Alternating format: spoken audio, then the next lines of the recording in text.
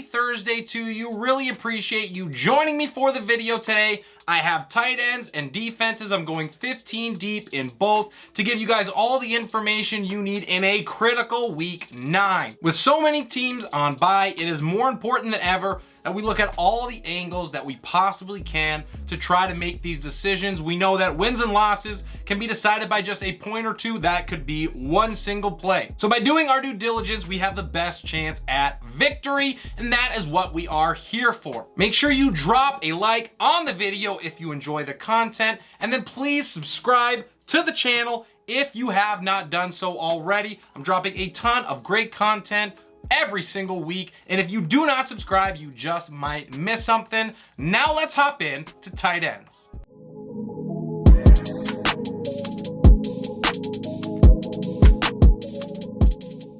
Back at his rightful place up top is Travis Kelce at number 1. He's had 8 or more targets in every game this season but 1, and I expect that to continue for the rest of the year. After a slow stretch where he went for under 60 yards in 3 out of 4 games, he has gone back-to-back with 98 or more. I think he pushes for another 100 in this game in an awesome matchup. At the top of tier 2 is Dallas Goedert. He is as dependable as they come. He's got just one finish outside the top 13, and he has 60 or more yards in all but 2 games. It's going to be more of the same here against Houston. Zach Ertz is up next. He has seen his looks dip with Nuke returning with just 9 targets over his last 2 games after seeing 10 or more in 4 out of 5. Now, thankfully, no one allows more points per game to the position than Seattle, so even a minimized target share is going to lead to a solid day. Mark Andrews slides a little bit with that injury. He is at 4. And the other reason is that the Saints allow the second fewest points per game to the position, so nothing is going to come easy as he tries to return from multiple injuries, both in his ankle and in his shoulder. Also of note, owners should probably roster Isaiah Likely, if at all possible, just in case Andrews is held out. At the top of tier number 3 is Kyle Pitts. Finally, there is the dude that owners drafted with a top pick. Pitts turned in a top 5 finish for the first time this year against the Panthers. He saw a season-high 9 targets. If, and only if, Atlanta keeps feeding him, we can get used to this kind of production. TJ Hockenson is up next at number 6. He goes from the cellar to the penthouse in the win column, and he should also see a boost in fantasy land moving forward, although maybe not in his first week in purple. It is going to be really tough to stop him with all of the Vikings' other weapons, so even if his target share shrinks a little bit, his efficiency will certainly spike. In at number 7 is Taysom Hill. He saw a massive usage spike last week. He handled 13 opportunities after seeing a total of 9 over the previous 2. He is a boom or bust option as usual, but he carries more upside than most, and I will bet on the looks to continue against the Ravens. Gerald Everett is at the top of tier number 4. He is going to be busy over the next couple of weeks as the Chargers try to get healthy in the pass catcher category. He's averaging 8 looks per over his last 2, and I'm going to buy that volume in a top 8 matchup with the Falcons, who allow 12.5 points a game to tight ends. Robert Tonyan is in at 9. Any Packer, all of them, pick one, throw them in. They are worth a shot this week. If you need a dart throw at the position, aiming the dart at the Lions is always a good call. Plus, Tonyan has 10 targets in his last 2.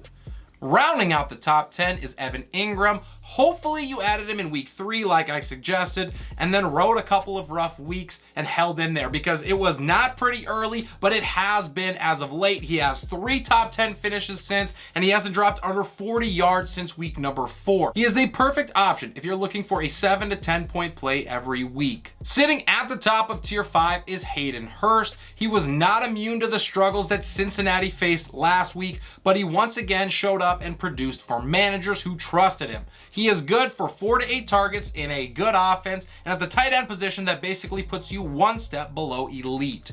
The last tight end one that I have in week 9 is Tyler Higbee. He has fallen off over his last 2 as Allen Robinson gets more involved and the offense continues to flounder. He's had a whopping 8 targets for 22 yards in those games. A great matchup here against a bottom 5 defense to the position should help.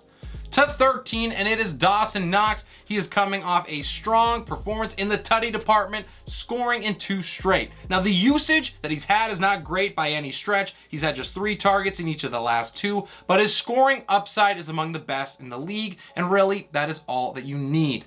To tier 6, it is Tyler Conklin. After disappearing for almost a month, Conklin came back with a statement performance. He caught 6 balls on 10 targets for 79 yards and a pair of scores. Now, obviously, he's unlikely to hit that high of a bar once again, but you are allowed to chase the points when you are this deep in the rankings. The last tight end that I have in week 9 is Mike Gesicki. He's now scored a touchdown in 2 out of the last 3 games, apparently getting in on the fun as Tua slings it all over the field. I will take any piece I can get of Miami right now for cheap, and Gesicki fills that void. Great time to remind you, before we get into defenses, if you're watching the video and enjoying the content, crush that like button for me. It helps me out a ton. Maybe gets the video out to those who have not seen it yet, and I always appreciate that. All right, done selling you the goods. Let's hop in to defenses.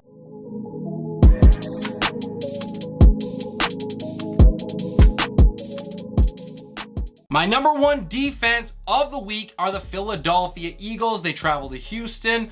My suggestion is to go out, do something crazy, and make a trade for this defense right now.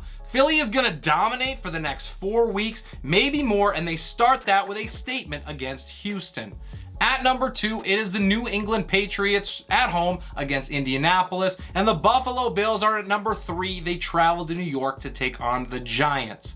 Sitting at the top of tier 2, I have the Cincinnati Bengals against Carolina. I think that they are amped up after a shocking performance against Cleveland, and they take it out on a Panthers team who, over the last couple weeks, let's be honest, has been punching above their weight.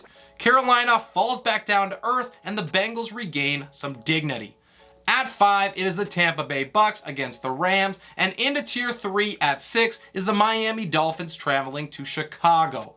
The Kansas City Chiefs are up next at 7 against Tennessee, and I have the Indianapolis Colts in at 8. They travel to New England.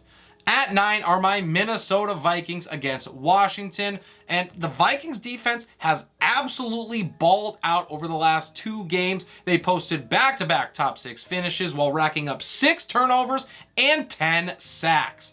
I think Washington is going to move the ball here, but the timely defense from Minnesota seems to be their calling card, so I will lean on it at 9. To the 4th tier and at 10 are the Baltimore Ravens against New Orleans, and I have the Jacksonville Jaguars at 11 against a Vegas team that got shut out last week. The Green Bay Packers travel to Detroit, and they are my 12th ranked defense. They have turned around a bit after faltering against both New York squads. This is a must win for the Pack, and I believe the defense takes that personally here. With 3 turnovers, a touchdown, and 3 sacks over the last 2 games, there is certainly reason for optimism.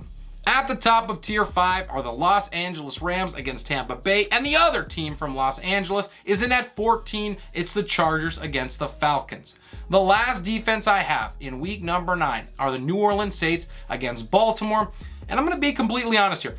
I do not get this defense, but they looked great against the Raiders, and they're playing at home as well. They could make it difficult on Lamar if they're able to bottle up the magic that they had last week, or if they've actually turned the corner, but I do not feel great about putting them in. And that is everything I got for this video. Hope you guys enjoyed the content and learned something. Let me know if you have any questions. I love to answer them. I usually give a very detailed response and respond in a decent amount of time as well. Drop a like on the video, subscribe to the channel. Both of those things help me out a ton. And if you don't subscribe, you might miss all of the great content that I have coming out every week. This is Relentless Press. I'm your host, Abraham Opatz, and I will see you